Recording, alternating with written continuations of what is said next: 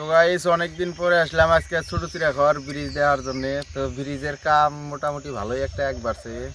তো নদীর মধ্যে দেখি আজকে এসে দিয়ে মাটি ফেলাইছে প্লাস্টিক দিয়ে বেড়া দিয়ে বাঁধে। তো এটা এরকমভাবে ব্রিজ বানানি কোনোদিন দেখি নাই। তো যা সেটা পাশ দেখতেছি নদীতে দাঁড় থাকার জন্য মনে হয় এই পদ্ধতিটা অবলম্বন করছে।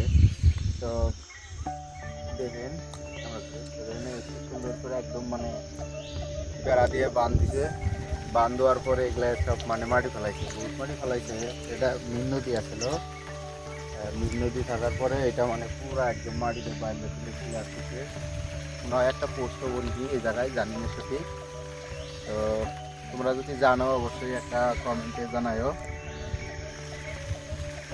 আর এইদিকে যেটা মানে এটা আছে সেটা মনে হয় বেশি ভালো করে বান্ধা হয় নাই, পানি লিক করতেছে, মাটি কিন্তু কিছু কিছু ধুয়ে যাইতেছে। তো সবাই দেখেন এদিক দিয়ে কিন্তু এই যে ধার যাইতেছে, এদিক দিয়ে এই যে ধার যাইতেছে, ওদিক দিয়ে ধার যায় কিন্তু ক্যামেরা বান যাইতে হবে, কিন্তু বান্ধা ঠিক জানে এই কিন্তু ধার আসতেছে।